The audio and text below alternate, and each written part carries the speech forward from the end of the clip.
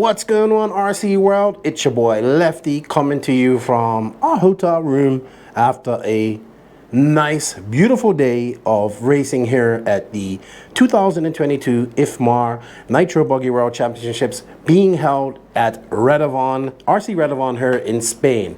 First off, before I go on any further, I just wanted to say thank you to all you guys out there. If it wasn't for you guys, I wouldn't be at this race. And I have to say a big shout out to the companies that helped me get here. They are HITEC, RC, InvisibleSpeed, TZO 200 Tires, RCGP, and shout out to my boy Ardent Imprints for my high-tech hats. I really like these. They fit great. I'm rocking my red one. Kept the sun off my face and kept my head cool. So thank you to all that. Check out Ardent Imprints on Instagram. And, you know, show the podcast some love by showing those companies some love. So it is practice day here at the IFMAR Worlds. I can, you know, my first Worlds, I'm super excited to be here. Travel over here wasn't too bad. You know, I flew from Santo Domingo to Madrid, and then I made it here. It's been great. Our hotel's really good. Greg Degani did a good job. He's like, we want a hotel with breakfast. We're like in some golf resort. We got a really good deal on it. We got a breakfast buffet. Yeah. He keeps saying, this is where all the racers should be staying. It would be so great if everybody was staying here. We could, so much space, we could have so much fun. But yeah, enough about my travels and all that stuff. Let's get down to the nitty gritty of today. So, you know, we pull up to the facility. I went yesterday. I got a look at it, but we didn't really stay there that long. We kind of went over and sat off with JQ while everybody thrashed and wrenched on their cars. But today we got there early. Greg was in the first race. So we was there early, and yeah, I've been busy ever since. It was great, man. All I can say is that this facility is really good. Kudos to the Baldwin family for what they've done. The facility is awesome. It's got, you know, it's got, like, it's just a nice facility. So just real quick, the driver stand's really high, so you can see everything. It has a press room next to it. The race control is over on the other side. Everything's done well. You can see that the people that run this put a lot of money into this facility.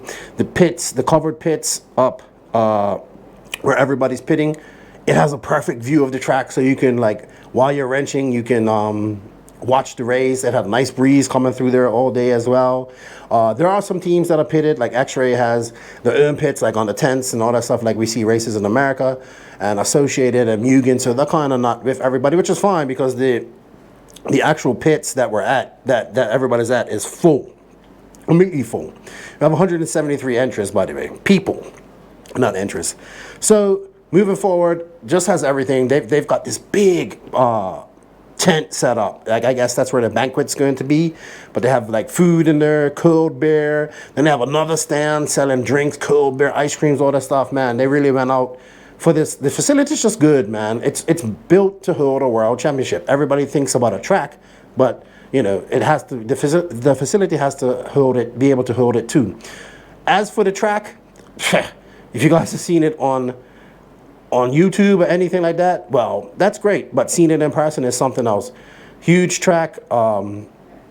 Everybody thought it was gonna be high grip because they kind of sealed it with this anti-dust stuff, but it's not as high grip as everybody thinks. It's formed this loose groove, like a polished groove already. So the tractions, you know, some guys who set up their cars for high traction, you know, they gotta rethink how they do it. Very good track. One of the hardest sections I'm hearing people talk about is coming just off the front straight. You come around, take that double, you come down, and then there's a downhill jump that's really hard to a 180, and then the back section over there with the doubles going downhill has also been hard for people because it's so far away. But yeah, everybody it's just fun, and everybody's having, you know, learning the track. It was funny, you know, when you just see, like, I'm watching a few things, and you know, you can see where this track has the corner speed, and where you can see where guys are making up time. So it's really interesting to see. I'm trying to make this short too, so not too long. Let's talk about the atmosphere. So after 4 years, we have a Worlds. Man, you know, I was buzzing this morning. I was I felt like I had 3 Red Bulls. I was just everywhere and just, you know, meeting people. And I didn't get to meet as much people as I wanted to, but you can see the atmosphere was good. People were buzzing. They were excited to be here. There's people haven't seen, you know, we haven't had a Worlds in 4 years due to COVID. So it's good to see the RC community come together for this race. You know, lots, you know, all the Americans have come over and they've brought their families as well. So you got lots of people have decided to make a vacation of this, which is good to see. I mean, at the end of the day, RC is about, we're one, you know, one family all around the world, but it's good to see everybody come out. Lots of different national, you know, this is the world. So you got nationalities from all around the world, everybody together. I mean, people are sitting at their designated, like they have, if you're from the USA, you sit here, if you know, sit there, all that type of stuff. But everybody's so close that you could just reach over and say, what's up? And that's good to see as well. All these different cultures and nationalities coming together for RC racing. That's awesome. That's, I love that about RC. Everybody's buzzing. It was exciting. Everybody was excited. You could just see the energy was in the air. It was just a great ambience this morning and this afternoon. In fact, when the first cars hit the track, like Greg was in the first heat, everywhere was just packed. It was just people lined up watching like it was the pro main. So people just wanted to see what was happening. So it was good to see, and good to meet all these people that I'm going to meet more people, you know, as well. So really good. So let's talk about the racing or practice. So they had 3 10-minute rounds. They had the first practice that go up. Now, excuse me, I'm going to look at my phone a little bit as well as my computer. And yeah, first round, they went out, and Bruno Coelho actually was the TQ of the first round of practice. I mean, we are talking about practice, followed by Juan Carlos Canas and then Robert Battier. Really no surprises there. I mean, all these guys, we expected them to be fast. And then the second round saw Marco Barufalo, who, man, I saw Marco Barufalo go through this like section of the track. He was on throttle and doing it so smooth.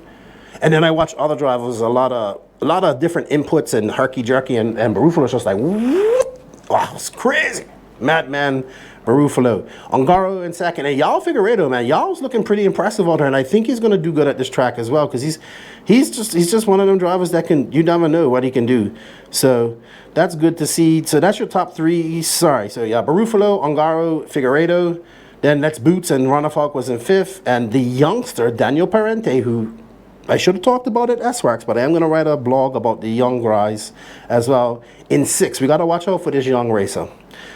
And then on the third round of the day, it was, you know, everybody was ready to go home because it was a little tight, you know, it was the last round.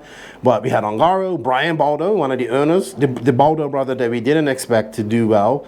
Juan Carlos Canas, the young Italian Leonardo Valente. I know a lot of you guys might not have heard of him, but this kid's fast. Trust me, he was fast at RCGP. And of course, the wily veteran, Robert Battier. And a big shout out to I finally got to meet him, the Killek brothers, man. They came out, gave me a big hug. Very nice young man.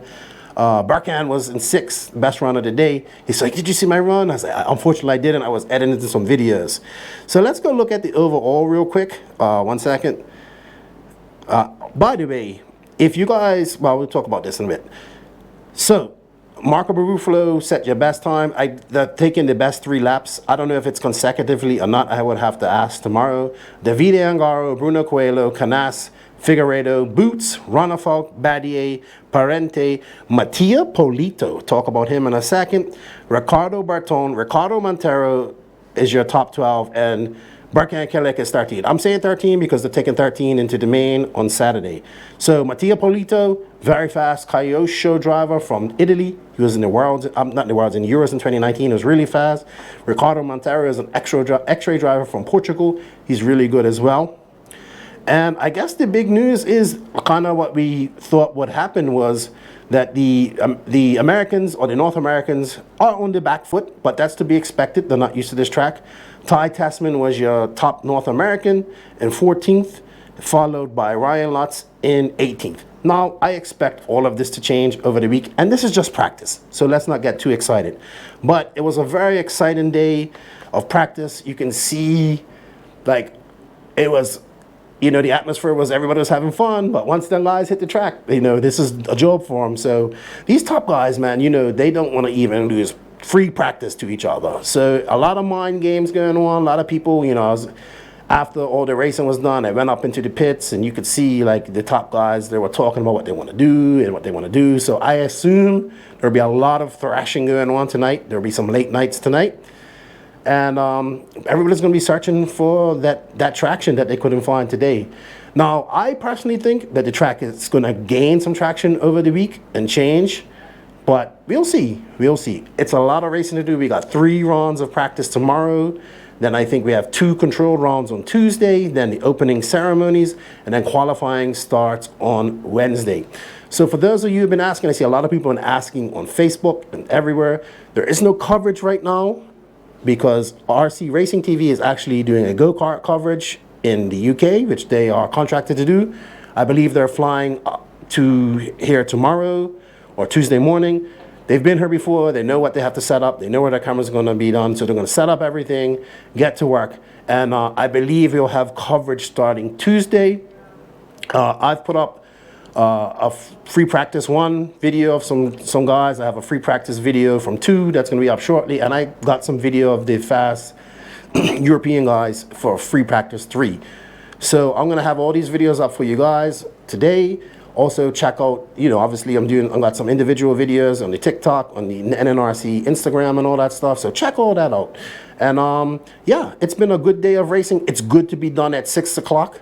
You know, we're home. I'm gonna go get some good food and some beers after I get this all edited.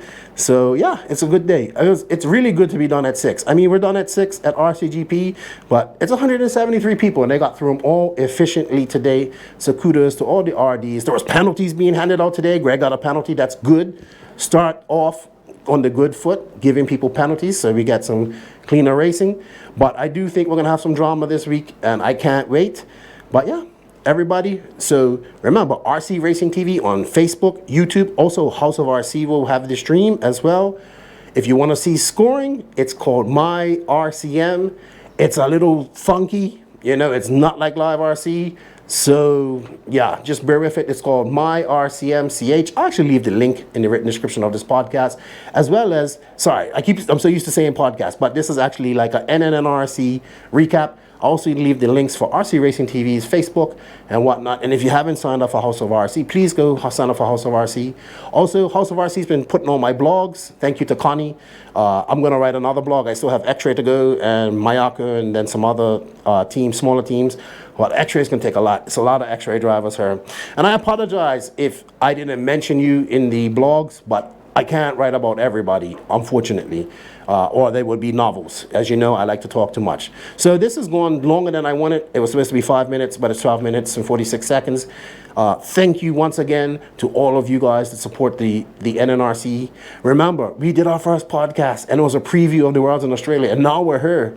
And you guys are tuning into what we're doing here, and I think that's so awesome. And I have to say thank you to you guys, because none of this is possible without you guys. Thank you to the patrons of the podcast as well for doing that extra mile, and thank you to HITEC RCD, Beach RC, InvisibleSpeed.net, RCGP, TZO 200 tires, and shout out to my boy Ardent Imprints for these badass hats. Nitro's the glory, Buggy pays the bills. This is your Sunday recap from the 2022 IFMAR Nitro Buggy Worlds here in Redovan, Spain. Lefty out.